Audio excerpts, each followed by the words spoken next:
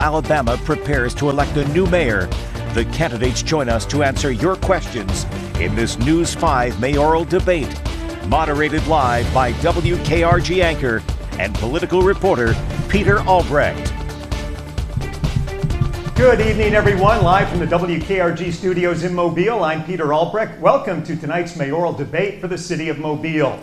For the next hour, the four candidates, Paul Prime, Spiro Cherigatis, Connie Hudson, and Barbara Drummond will answer questions live. Some of the questions have been submitted directly by you, the viewers. Others have been developed by the News 5 team based on topics that you want to hear about. The candidates do not know the questions in advance. Each candidate will get just 30 seconds to answer most questions, so they'll need to be concise. There will be a section when candidates will answer specific questions for them submitted by their opponents.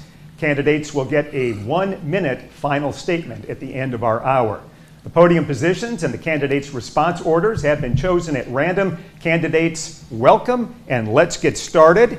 And our first question is about crime. That seems to be the top topic for many of our viewers. Our first question is, what's your specific strategy to reduce violent crime and gun violence in the city? And I'm going to be informal and call you by your first name. Spiro, you're first. I think it's a great question. It's at the top of everyone's mind. We have to be focused on gun violence. It is truly the biggest issue we faced. I think we do that by focusing on individuals, not neighborhoods. We need to be sure that we are targeting the criminals who are committing the vast majority of the crime. But we can't just police our way out of this issue. We have to provide services so that hopefully less young people will be entering that life where guns are a part of it. So after school programs, summer programs, we have to teach leadership and conflict resolution. All right, thank you. Barbara? I think that this is probably the number one, but I look at it a little bit different. Other than ramping up the police department and getting more folks on the streets, there are so many guns that are on the street. We saw when permitless carry was passed by the legislature that we saw a lot of guns, but mine is also reaching them before they reach the penal system, creating safe places and safe things that our youngsters can do in Mobile. It's all a part of our lifestyle change of creating safe neighborhoods. All right, thank you, Barbara. Connie, you're next. As mayor, I'll build the #1 juvenile crime division in the state, and we will return to community-based policing, putting police officers back in neighborhoods, parks, and public spaces to build relationships and trust. And over the next 24 months, we'll hire and train 100 police officers to help us accomplish that. All right, and thank you, Connie. And finally, Paul on this question. Thank you. I would continue to do the intelligence-led policing that we've been doing for the last 4 or 5 years, and that we target offenders, violent offenders specifically. We also have to work with the schools to be able to intervene in the school system to get in front of these children, to teach them conflict resolution skills, and that was very effective for us. We arrested 400 gangbangers in the tenure that I was the chief of police. We would continue down that path to reduce crime. All right, thank you. Here's our next question. Do we need more police officers in Mobile, or do we need to change the way they're deployed, or both? Paul, you're first on this one. I would actually say both. We are approximately 100 officers short, and everybody gets a little worked up when they hear 100 officers, but the reality of it is a lot of those officers are needed for quality of life issues. Litter, abatement, certainly dealing with the homeless issues that we have, the traffic enforcement, the lack of insurance, paper tags. Those things are really important. We always are going to be in a construct of changing how we police, and that will continue. It's been going on for 50 years. We will continue to do that. All right, thank you. Connie?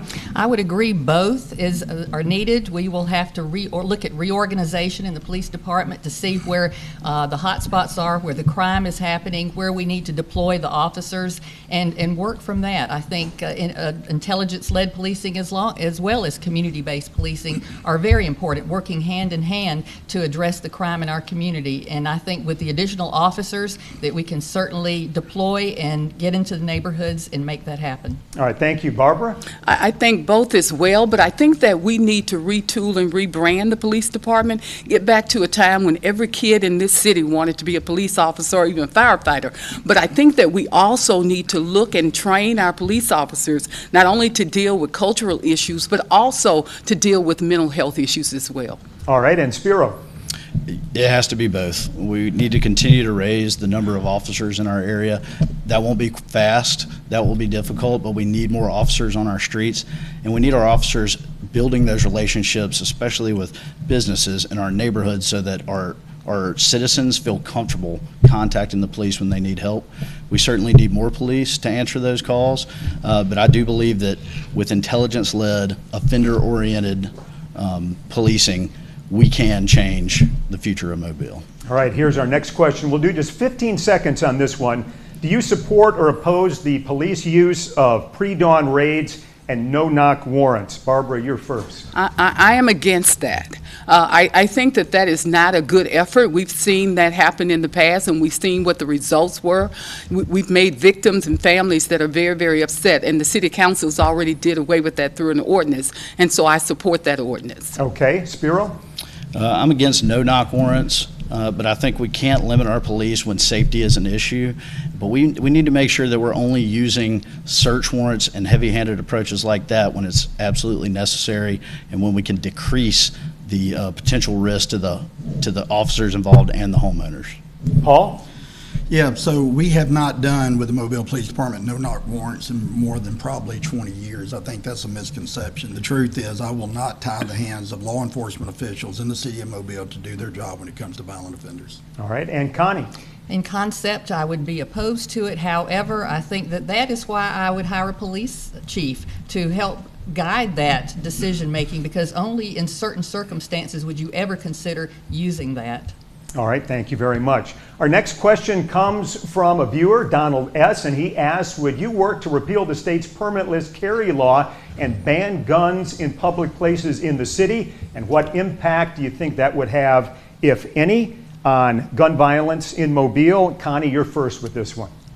I'm sorry, can you repeat that question? Would you work to repeal the state's permitless carry law and ban guns in public places, and what impact might that have? I think that we should look at repealing that law. I think that we have seen a lot of it tying the hands of our law enforcement officers and being able to recognize when there's guns that are illegal, and I think that the law has certainly been a problematic issue with gun violence and allowing that to happen. All right, thank you. Paul? Yeah, so I don't know that I would per se be the one leading the charge. I am an advocate of the Second Amendment. I am a citizen before I am a public official to begin with.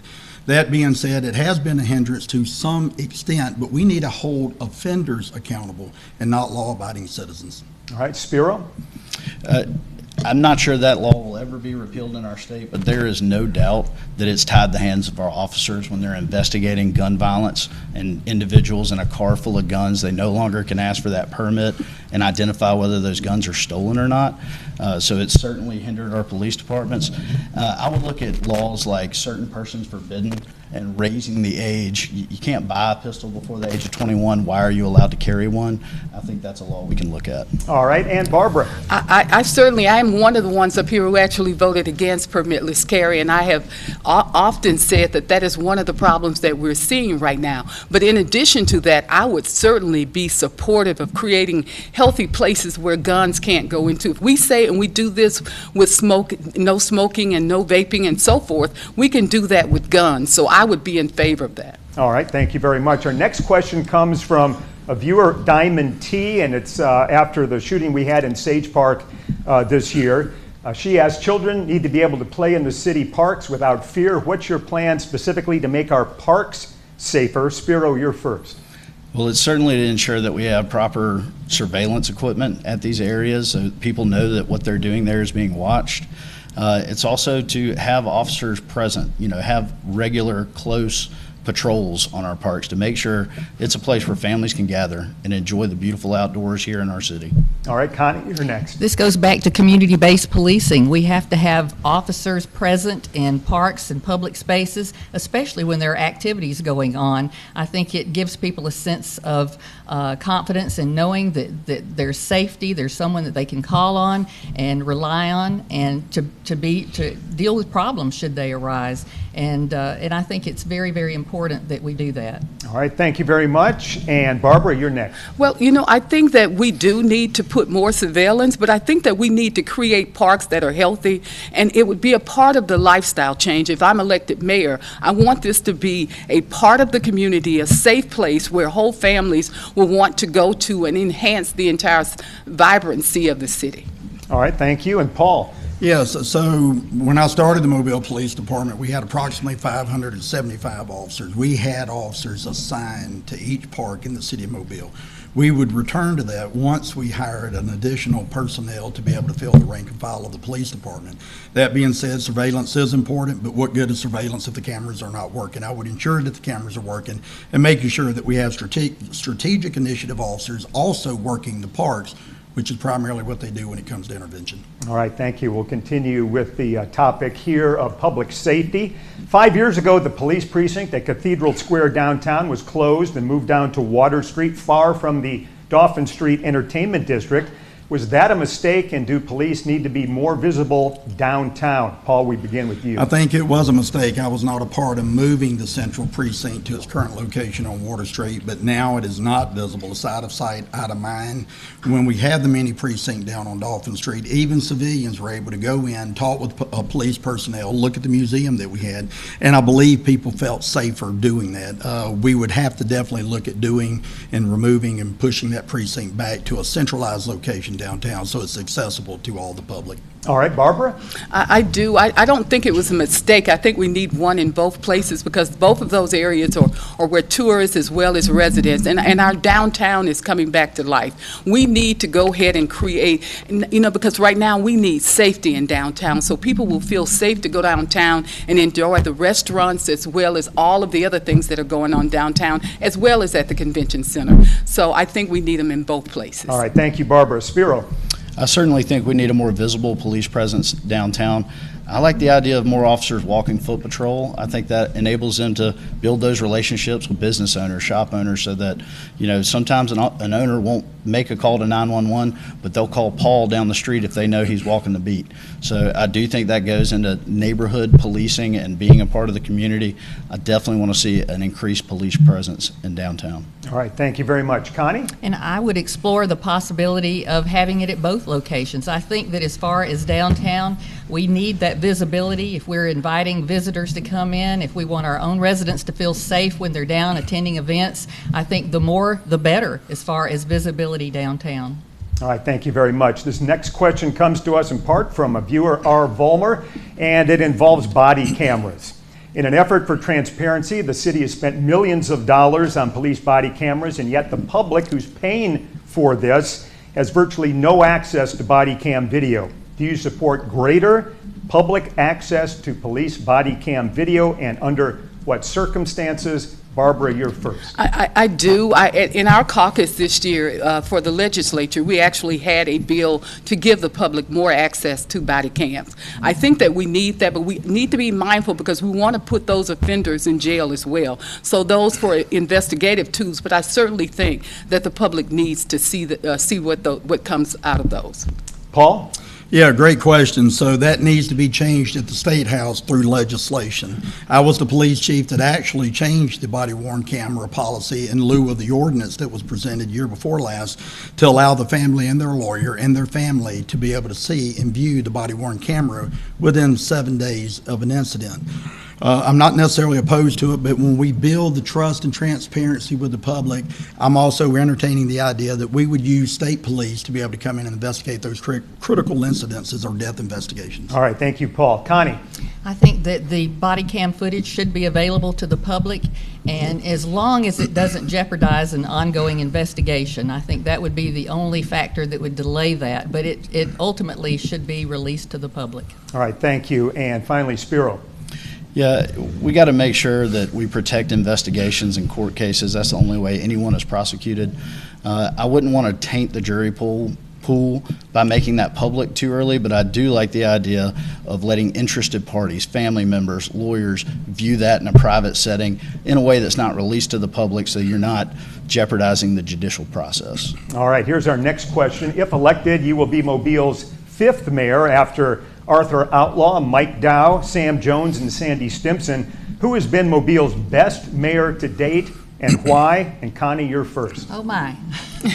I would have to say that each one of those gentlemen, when they served as mayor, certainly had a mark on the community in a different way. They had different leadership styles, and I have a lot of respect for each and every one of them. It would be very difficult in 30 seconds to stand here and tell you why one over another, but I think they each brought a lot to the community, and we saw a lot of benefit from each one of their tenures. All right, Spiro? I think Mobile's been blessed with some truly visionary leaders.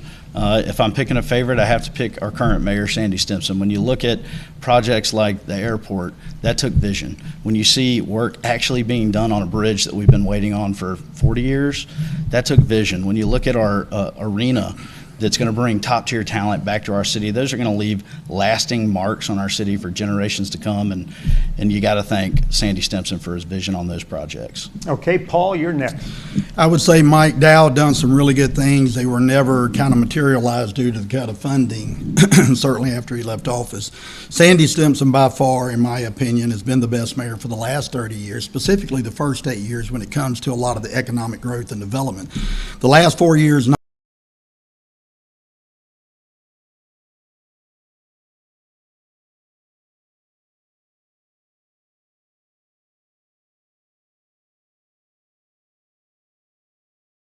and how much it helps get people to work. So I think that's something I would focus on that's different. Okay, Paul? Yeah, great question. I would use a lot more of the public-private partnerships when it comes to building things in the city of Mobile, and take the excess funds that we would have financially overextended ourselves and take those and use that for mental health and certainly other issues in the community. Okay, Barbara? I think I would take it and incentivize neighborhoods, because all of our neighborhoods are not healthy. It's time for us to create opportunity for all. And I think it's time. Mobile has done a great job with economic development. It is now time for us to incentivize our neighborhoods and our citizens to make this city what we know it can be. All right, thank you very much. And Connie? My style is very collaborative. I work well with organizations, nonprofits, groups within the community, and I listen well, and I'm concerned about the problems and the issues that are in neighborhoods. All right, 15 seconds for this question as well. If elected, would you commit to having an executive staff that reflects the demographics of the city? And would you require them all to live in the city of Mobile? Paul, you're first. Absolutely. Mobile is as diverse as its community, and the community itself should be a representation of City Hall. I definitely am involved in diversity. I believe in diversity wholeheartedly, and I also believe that that will make the difference in Mobile. Spiro.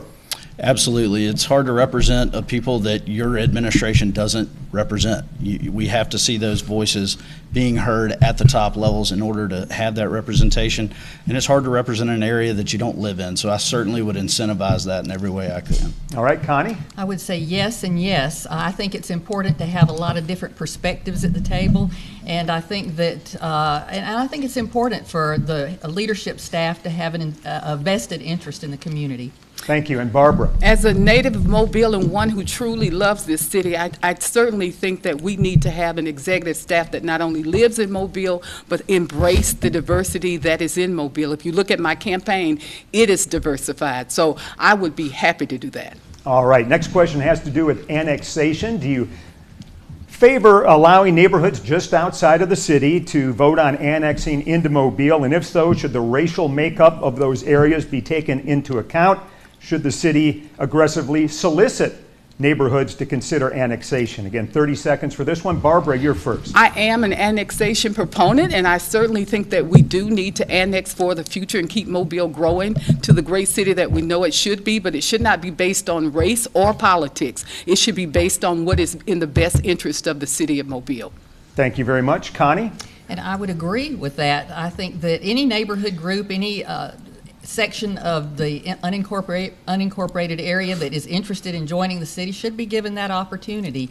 And I think as far as racial makeup, I think that is always a part of what we deal with. But I think we can work through that. The City Council and Mayor's Office have shown that is certainly possible to come up with a plan that everybody can get on board with. Thank you. Spiro? We want people living in Mobile. So if people want to voluntarily annex themselves into the city, I certainly would encourage that. We need to do what's best for the city. In order to protect our city as it grows, and I expect it to grow, we need to make sure that we are implementing our zoning regulations in areas so that we don't develop in a way that doesn't fit the character of our city. So those are things that we need to weigh, but certainly if you want to be a member of Mobile's future, I'm for you. All right, and Paul.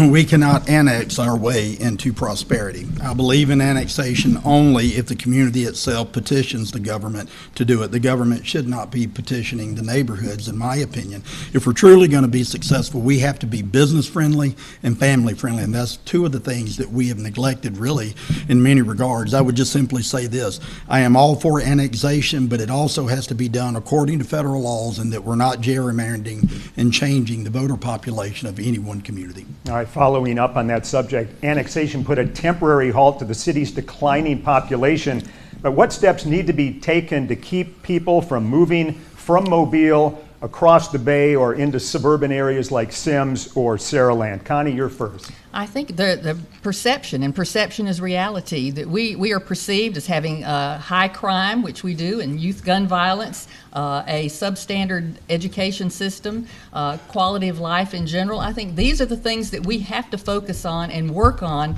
to improve in our community, to change that perception, to bring young families back, and to be help us grow our economy. I think that until we can do that, that we're going to continue to decline in population. All right, Barbara, your thoughts? I think that we need to focus more on ourselves. I started that a moment ago. If you want people to stay here, we've got to give them options for families to want to be here. So I'm going back to my lifestyle change. We need to build neighborhoods, and I'm big on Mobile's history. Mobile is a city that has a lot of history. We need to make it work for us so that we would have families who want to stay here, and young people who say the opportunities are here. That's what we need to work on. All right, thank you very much. Paul? We have to fix, Peter, what is broken. And simply said, that is, we have to fix the crime. People have to be able to live, work, and feel like that they're safe living in their community. We also have to work with the school systems, because many times people don't think the schools is fulfilling that academic level for the school kids. They're moving over to Baldwin County. But when I say that, we also have to understand there are prominent leaders here in Mobile, such as those that run the chamber, that live over there as well. We have to do a community makeover, a community change, and shake things up for people to invest and live in Mobile. And Spiro? To put it simply, we have to build a city that people want to be a part of. We have to improve entertainment, public transportation. We need to address issues like crime and litter and, blight in our neighborhoods. But the truth is, people can want to move to Mobile all they want. If they can't afford a home in our city, they won't be moving here. So we need to address our housing stock issues. We need to get back to building homes that Mobile families can actually afford. All right. Talk about city finances a little bit. In the last 15 years, the city has benefited from BP oil spill money and also federal COVID dollars. That's gone away. President Trump is proposing getting rid of community development block grants. How will the city replace that revenue and function without that money? And Spiro, you're first. Well, one hope I have is by increasing revenue. You can't spend money you don't have, especially with the city. We're not the federal government. So increasing revenue streams, like by building a state-of-the-art arena with new acts that people will want to come visit, by increasing tourism. We've got the train that's about to be running. We have a new airport that's well on its way. And I hope by adding some trolleys to our city, making Mobile a more walkable, enjoyable community. All right, thank you. Barbara? Well, you look at the penny that the city of Mobile enacted some time ago. It's creating about $65 million. That is given, when you look at Moody's Analytical, it's given Mobile a AA stable rating. We've got a good rating, and they said our future looks good, mostly because of the penny and all of the economic opportunities that we have here, from the airport to also the state of Alabama port. That is going to be a great generator for us. All right, thank you very much. Paul, you're next. So the question is, how do we backfill the money that's going to stop coming into the coffers due to the things that you asked? And really the two immediate things that I would do, or three things rather, is one, I would audit the books to find out where the frivolous and wasteful spending is at. The second thing that I would do is cut the mayor's staff in half back to where it was at before the last 4.5 years. And then we would look at the transportation system. We lost $8.5 million last year on the transportation system. That's $8 million that we can kind of put back into the coffers to fill fulfill the need of the laws that we're going to have. All right, and Connie? I think that, first of all, we're going to have to look at some belt tightening. I think the county has had to do that. I think with the city finances that will be necessary. And I think that getting into office, being able to evaluate the different offices and the jobs and responsibilities and make some changes there, and that will help to provide some additional funding, I believe, and just look at the services in general, because I think there's money to be saved. All right, thank you very much, Connie. We're going to take a short break right now. When we return, candidates will answer specific questions submitted by their opponents. We'll be right back.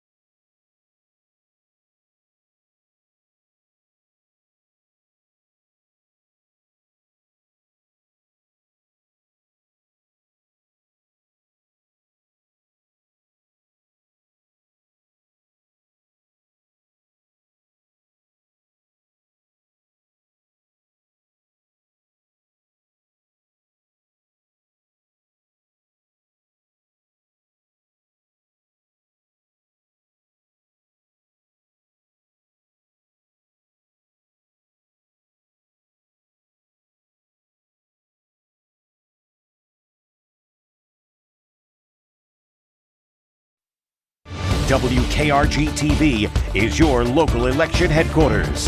Now, the News 5 Mobile, Alabama mayoral debate continues live. Welcome back, everyone, to the second half of our mayoral debate. Right now, questions for individual candidates that were submitted by their opponents. Each candidate will answer 3 questions, one from each opponent, and you will have 30 seconds for your responses. Up first, Paul Prine. Former U.S. Attorney Kenyon Brown conducted an investigation into several use of force incidents under your leadership. In his report, he cited witnesses who said once during a police roll call, you made the comment, F the public. How do you plan to build public trust after making such a remark? Yeah, well, that's a very disingenuous question because, as you know, Peter, you and the media actually debunked the Kenyon Brown report. The Kenyon Brown report was certainly a hit job by the current administration to run me out of office. So now that we know that, let's talk about commitment very quick. Shot in the line of duty 3 times, 27 years on the beat myself, and continue to work for the city of Mobile for another 24 years. That's commitment. All right, thank you, Paul. This one's for Connie. You spearheaded the Mobile County Soccer Complex, the price of which has ballooned due to needed follow-up work. What mistakes were made in that process, and how, as mayor, would you prevent a similar situation with ongoing future projects? Well, I think the person who submitted that doesn't understand the difference between cost overruns and scope, changing of scope.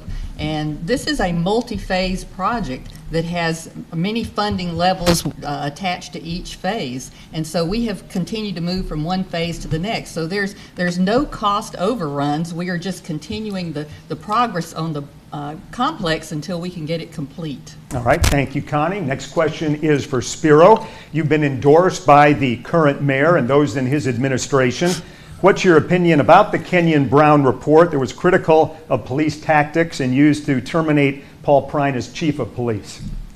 I've read that report. I do think there were some factual inaccuracies, but I think there was some truth in there too. I think we need to look at how we are performing as a police department and ensure that we're providing the best service to the citizens. To be sure that we are doing everything in our power to not just arrest criminals, but to prevent crime.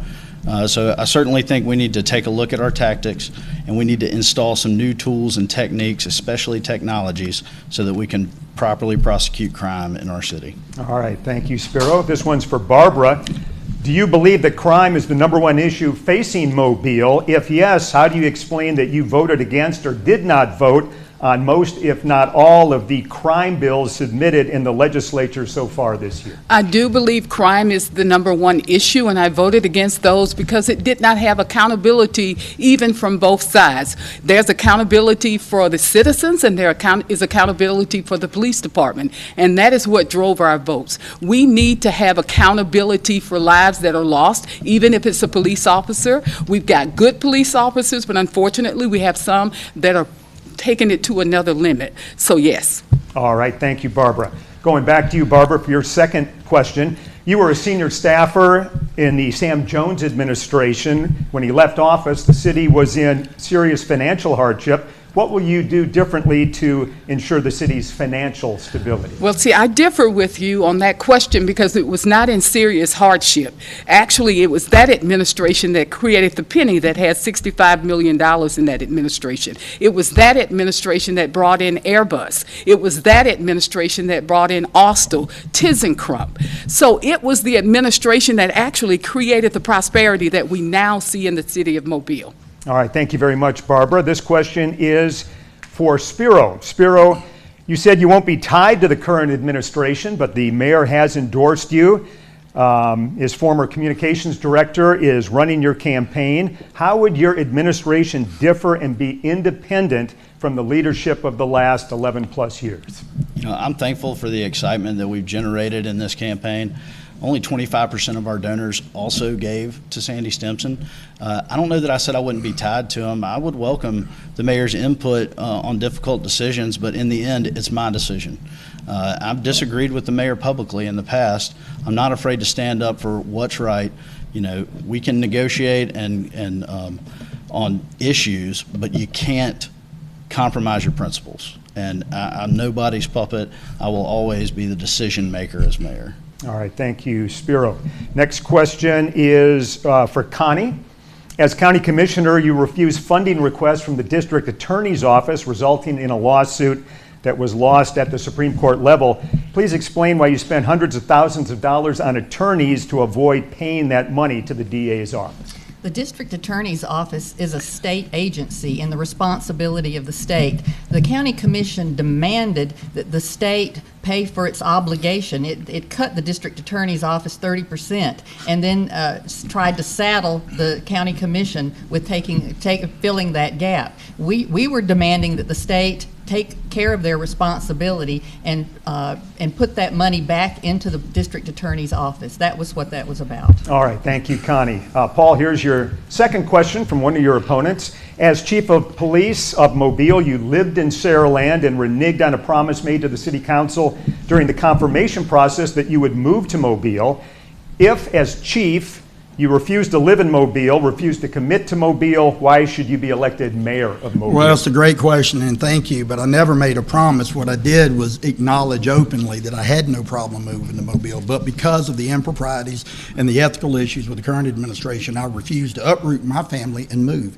That being said, I'd like to go back to the Kenyon Brown report just quickly with Mr. Spiro, that it's disingenuous that he would say that there's some truth in it when Kenyon Brown specifically made all these allegations only to say that every single single one of these officers have been cleared of any wrongdoing. I think that's disingenuous. The Mobile Police Department has not changed one policy as a result of the Brown report. Okay, we're going back to you, Paul, for your third question. Given that a strong working relationship between the mayor and the city council is crucial for effective governing, how, if elected, would you establish good working relationships with council members named in your ongoing lawsuit against the city who you accuse of making false and slanderous statements? Yeah, that's right. And so understanding that we are all consummate professionals, elected officials, if I become the mayor. That being said, the council owes their allegiance to the people they serve, not to the mayor. The mayor, vice versa. We can build consensus. I've known for building consensus and getting things done. However, I'm a different candidate in that I will refuse to be bought. I refuse to be intimidated, and people are going to, for once, do what they say they're going to do if they become a political leader and work with me. All right, thank you, Paul. Next question is for Connie. You've pledged to return Mobile Police to community-based policing. How would your strategic initiatives differ from those of former Chief Paul Prine? Please be specific. Well, my plan is to marry community-based policing with intelligence-led policing. I think that should be an integrated effort. And I ask people everywhere I go, how often do you see police officers and cruisers moving through your neighborhood and patrolling? And not hardly ever anybody raises their hand. So it's not been happening for a very long time, and we need to get back to that type of policing in our community. Thank you, Connie. Barbara, this one's for you. Should you be elected mayor, concerns have been voiced that city council districts in West Mobile may not receive the same attention and resources as those on the east side of I-65. How will you ensure that the needs of constituents of West Mobile are addressed and that no district or area of the city is ignored? Well, West Mobile is actually the community that I use for East Mobile to tell them how they can be. I will be fair to all. All opportunities will be across the board, but we have to admit that our downtown, our older parts of the city is crumbling and needs a little bit more special attention. But I will always pay attention to the entire city. That's what this government is all about, that we are elected nonpartisan and we are elected to represent the entire city, not just one segment. But if there's a problem downtown, I will address both. All right, thank you very much, Barbara. Spiro, this is for you. You have professional experience as a prosecutor and a judge, but lack executive or legislative experience. The mayor's role often requires navigating conflict between council members, the county commission, state leadership, and others. Can you share a time when you successfully built consensus across these types of lines, and what was the outcome? You know, I was lucky enough to be the first judge in our state to use Anaya's law, to hold a violent potential repeat offender in jail without bond. That was a piece of legislation that I talked to state legislators about, that I championed, and after using that for the first time in our state, there was a lot of discordance between the judges, and so I was asked to speak on that law at our judicial conferences, and we were able to build consensus on a best practices, best way forward on how that law should be implemented. All right, well, thank you very much, candidates, for answering those questions asked by your opponents. We'll return now to our regular questions. And first, we're going to talk about blight, which is often cited for increasing crime and decreasing property values in our city. What can be done with neglected or abandoned properties, commercial and residential? And would you consider an increased property tax for owners who simply sit on properties and watch them rot? Spiro, you're first. You know, I think the people would have to vote on any kind of property tax increase, and if they want to do that, I certainly would not stand in their way. But I think there are other things we can do, like enforcing ordinances that are on the books now. We have facade ordinances specifically for downtown that I see violated every single day. There can be vacant buildings, but they can't be creating dangerous situations in our downtown. So we need to make sure that our vacant buildings have fire protection. So what happened at Hoffman Furniture doesn't happen again. That would be by creating new ordinances and enforcing the ones we have now. Thank you. Connie? Blight can be addressed by code enforcement. We have to require property owners to meet minimum safety standards or pay penalties. And we need to start quiet title action on vacant, dilapidated, tax delinquent properties, and make sure that we can get marketable title, work with developers to make renovate and to redevelop those properties into commercial and residential property that can be an asset to the community. Thank you, Connie. Paul? I think you've heard the best case scenarios. We have to enforce the city ordinances. We're probably going to have to hire more municipal code enforcement officers to get that job done. The reality of it is we can also use the nuisance abatement process to be able to kind of go in and take some of these homes.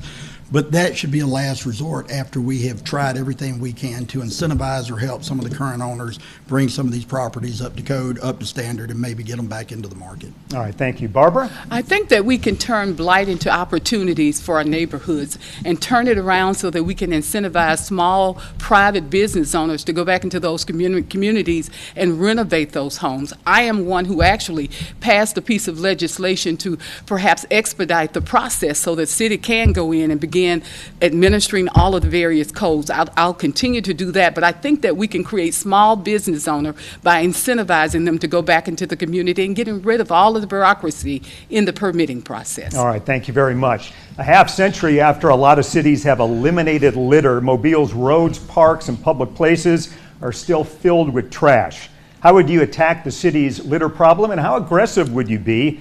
Paul, you're first. Gets back to having enough officers on the front line to be able to address the litter issue, certainly out there in the field. I think we also need to look at maybe the cost effectiveness of having street sweepers working in the middle of the night, cleaning up the streets of Mobile. If we're going to hire employees to keep the city clean, then I think we need to look at that and figure out how do we find a way to fund that process. All right, thank you. Barbara? I think that, in this legislative session, I passed a bill to do away with all of the overage of trash that is put onto our streets, and also with our scrap tire laws. I would continue those efforts, but I think partnerships with private as well as other public entities can help us clean up our neighborhoods and work with those citizen action groups that we have throughout the city to keep our streets clean. All right, thank you. Connie? I think education, community engagement, and enforcement. During the time I've been on the county commission, I started a program called Love Your Community. It started in District 2, got so popular it spread throughout the county. It engages citizens to be a part of the process and at the same time to earn funding for beautification projects in the community. It's been wildly successful. I think engagement works. You just have to structure it the right way. All right, thank you very much. Spiro?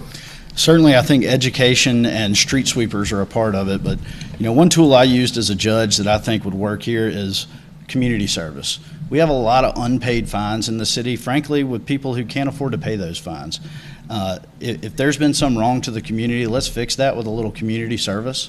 Let's see those litter pickup crews again. And I'll tell you, on the education side, if you're on the side of the road with a little grabber picking up litter, you might think twice before you throw that bag of McDonald's out again. So I think getting the community involved, community cleanup projects, and community service. All right, thank you. Here's our next question. The public has been largely unaware that Mobile mayors and city council members who serve more than 12 years get a pension that, unlike police and fire and other state employees, they do not pay into. Do you approve, and would you work with the legislature to modify or end this practice? Barbara, you're first. Well, since I'm in the legislature, I would definitely work with them, but I think that when you look at cities and the council members and the mayors, they're on the ground, they're on the front line. I really think that they earn those pensions because that's a lot of work. It's 24/7.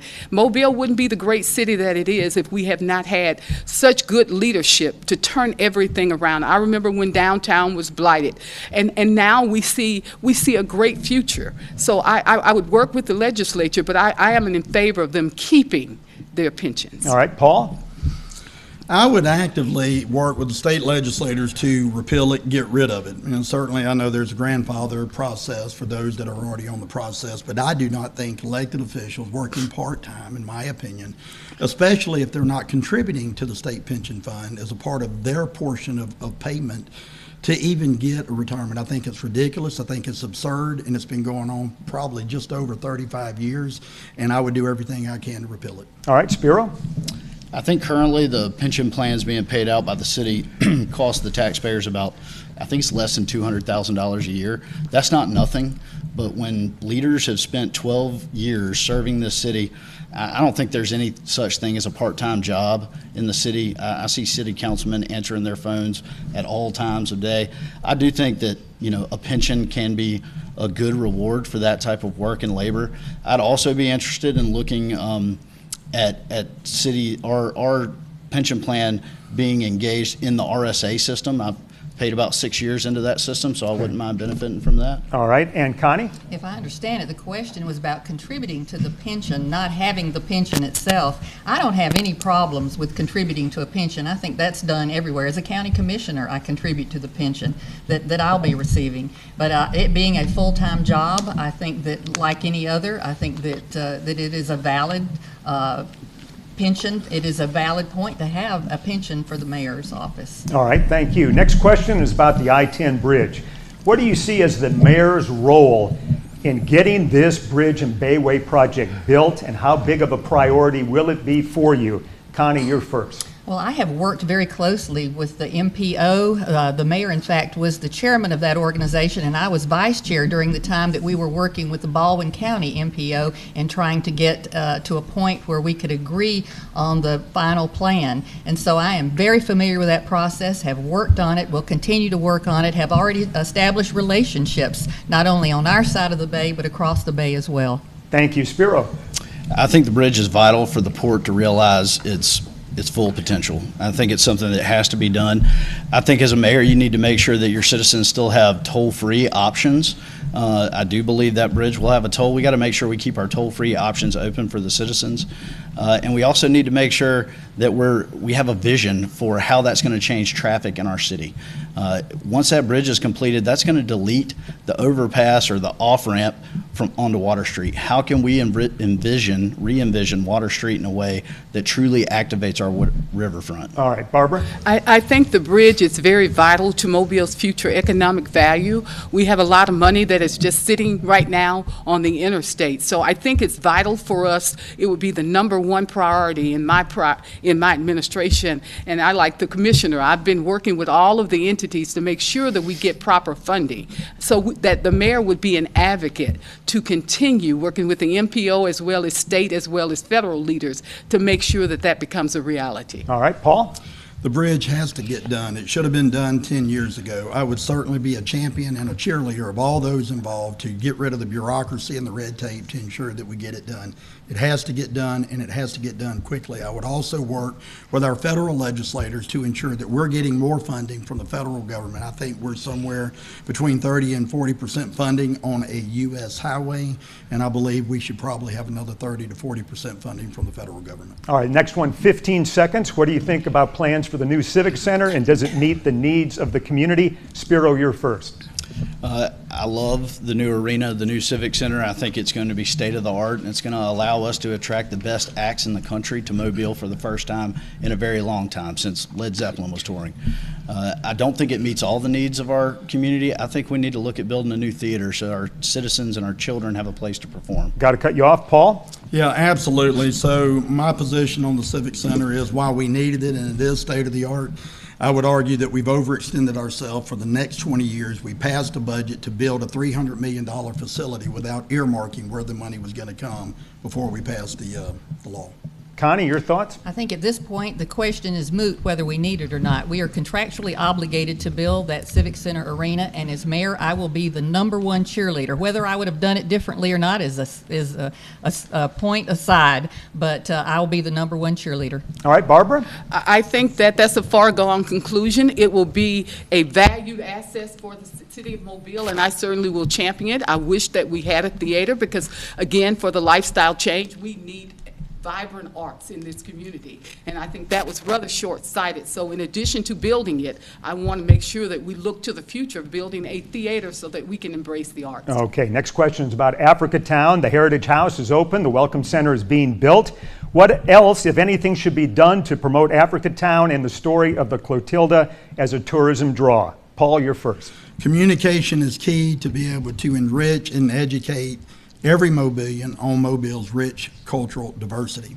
That being said, we also need to fund Africatown. That's going to be hard because of the foregone conclusion of having built the Civic Center. But the reality of it is you got to have money. It needs to be a state-of-the-art facility so people from not only Mobile, the state, but certainly the country can come and participate. Spiro, your thoughts? Civil rights tourism is the #1 tourism draw in the state of Alabama. I'm excited about what's happening in Africatown. We need to make sure we can do everything in our power to lift up that city, to highlight the beauty of that city, that area of our city. And, you know, I look at public transportation as a way to get more people there so that they can enjoy the rich cultural heritage that exists in Africatown. Connie, your thoughts? Africatown has tremendous potential, is a UNESCO site, and I think that there's so much opportunity there working with the neighborhoods, the organizations that within that community to do revitalization work. I look forward to that. That is a wonderful challenge to take on, to work with that community, to see what we can do to help it thrive economically and to help with housing in that community as well, redevelopment. Barbara? I think the city needs to really take on Africatown as a priority for tourism. When you look at the Mecca, we've seen that we know where the ship is. We cannot excavate it because it will come apart. But we need to build an international state-of-the-art museum on the Happy Hill site so that people from all over the world will come into our city. And this will be a tourism mecca. It will create more money for the city of Mobile. So we need to make it a priority. Okay, I'm going to ask you to answer this one in 10 seconds. The Maritime Museum, what's the future of this facility? Barbara, you're first. I use the Maritime Museum all the time, and I think it's a wonderful facility. I think it's underutilized. And if I become mayor, I'm going to make sure that we do a lot more to promote it because it's part of my lifestyle change. All right, Connie? Well, I'm looking forward to the Jimmy Buffett exhibit, and I think that there's a lot of promise there. We just need to show attention to it. We need to make sure that we are marketing it correctly, and I think that the community is ready to see something happen there. Paul, 10 seconds. Yeah, so the reality is it's an $80 million bust, and it does have a lot of potential. We can continue to work on it, but we also have to find a way to integrate it, not only with the cruise terminal, but certainly with the port development as we build it out. All right, and Spiro. I'm excited about the new investments there. It's a beautiful building. I think it suffers from the same thing our riverfront does everywhere, and that's that you have a fear of death while crossing Water Street. We have to find a real walkable, workable solution for Water Street. All right, thank you very much. All right, that is it for our questions. Now the candidates will have a chance to make their closing statements. Each candidate will have 1 minute to do so. The order was established by draw before we began tonight. Barbara Drummond, you are first. I am Representative Barbara Drummond, and I want to be your mayor because I see such a great future for Mobile. I was born and raised here. I did not move here. I don't see darkness. I see nothing but a bright future for Mobile and opportunities for everybody in this city. One of the things that is very close to my heart, I want young people to know that they can bring their families back into this community. And when they talk about opportunities, they say that they've got opportunities for a crime-free community, also opportunities for a good job, and opportunities to have options that they can take their family to. And so that they will know that this is a great city that is truly on the move. I hope everybody will vote for Team Drummond on August the 26th. All right, thank you very much, Barbara. Next up is Spiro. Mobile has been the city of perpetual potential long enough. Reaching our full potential is truly within our grasp. We've talked a lot about the issues that Mobile is experiencing tonight. It's a big city. It's always going to have its issues, and I'm all in on finding solutions to those issues, but I don't want the citizens of Mobile to lose sight of everything we have to be optimistic about in our city. We continue to attract big industry. We are getting a new arena, a new airport that will revolutionize business in downtown Mobile and throughout the city. We have so many things to look forward to, but just getting those projects done is not enough. We have to be looking forward to what's next for our city. We have to look forward to what's next for developing our waterfront. We have to look forward to building that theater so that our children and our citizens have a place to perform. We have to look forward to what we're going to do with Mobile Regional Airport once air travel moves to downtown. When it comes to Mobile reaching its full potential, I'm all in. And on August 26th, I'm asking you to be all in with me. All right, thank you so much, Spiro. Paul, you're next. I definitely agree with all of Mobile that experience truly does matter. My resume speaks for itself. My experience is evident in the community. As the police chief, I ran a 600 employee organization with a $75 million a year budget. We reduced crime some 38-year low, which was phenomenal, and we certainly reduced homicides in that period of time as the chief, 65%, and we did that under budget. The reality is I'm not using talking points tonight paid for by political consultants with a lot of money. I say what I mean, and I absolutely mean everything that I say. The reality of it is I can't be bought, and Mobile knows that. I can't be intimidated, Mobile knows that. The reality is we need to change old Mobile politics. My position is to return the government back to the people. I've been all in for 30 years, and I'm asking the people with all humility, Paul Prine, August the 26th. Hope to earn your vote. All right, thank you very much. And Connie, your 1 minute closing statement. This is a critical time for the future of our city, and it boils down to leadership. The type of leadership, experienced, motivated, a passionate leadership. And my style of leadership sets high standards. It demands accountability. It listens and cares about the concerns of citizens. And it values teamwork and customer service. And it knows how to get things done.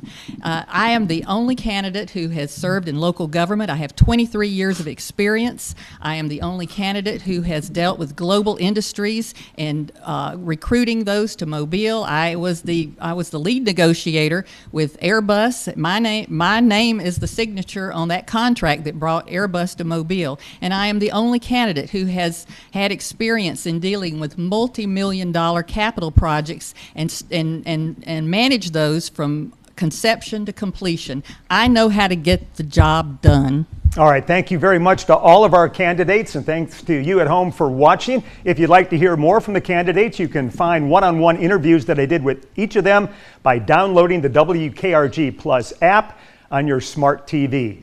Again, thank you so much for watching tonight. Remember, Election Day is August 26th. The News 5 Mobile, Alabama mayoral debate has been a presentation of WKRG TV, your local election headquarters.